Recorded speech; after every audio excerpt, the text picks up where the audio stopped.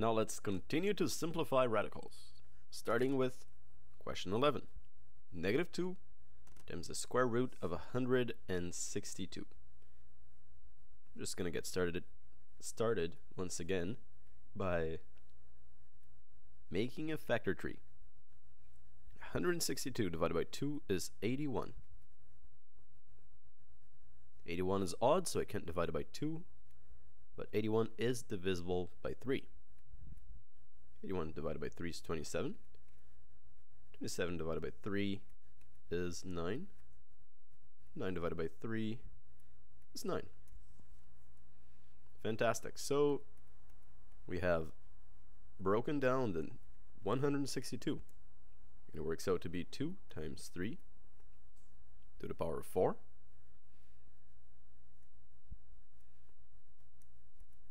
In this question, I'm just going to take a slightly different approach from the previous ones to simplify this, because let's take a look here.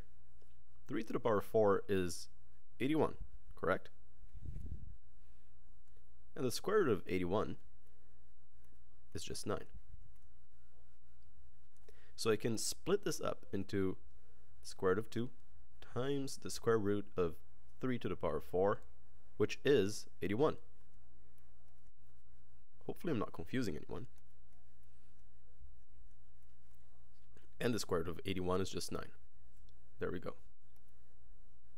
Now we can multiply the numbers outside of the square root. Negative 2 times 9 is negative 18.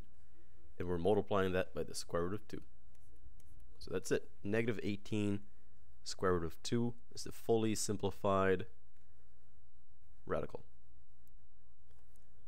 Then how about question number 12? 5 times the square root of 288. 288. Now let's divide this by 2 to get started with our factor tree. By doing that, we get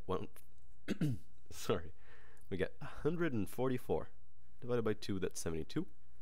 Divided by 2, it's 36. Divided by 2, we get 18.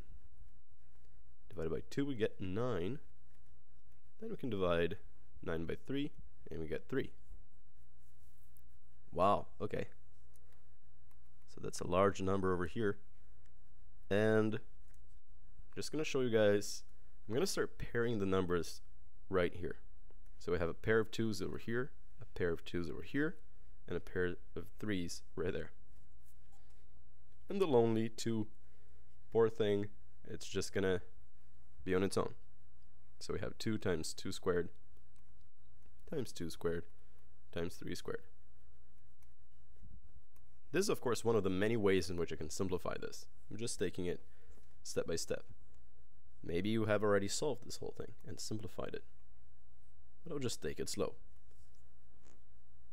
Okay, actually, let me just split this up.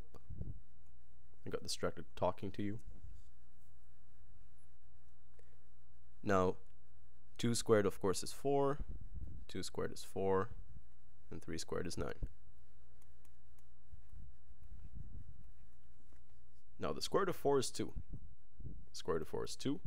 The square root of 9 is 3. So outside of the square root, we have the 5, the 2, the 2, and the 3. 5 times 2 is 10. Times 2 is 20. Times 3, 60. So that's just 60 times the square root of 2. And that's it. Now I'll quickly show you an alternative way to see this. Hopefully you'll make good sense. Right from the top again. And if you're happy with this explanation, I guess you can stop watching the video. So we had 5 times the square root of 288. If we only took these pairs and we multiply them, we would get 144, which is actually a perfect square. The square root of 144 is 12. So I could have rewritten 288 as 2 times 144. That would have been a little bit faster, I guess. nobody will get offended that I took the long way around, hopefully. And the square root of 144 is just 12. So 5 times 12, 60. So we get the same result of 60 times the square root of 2. That's it. So that's as far as we can go. And we're done.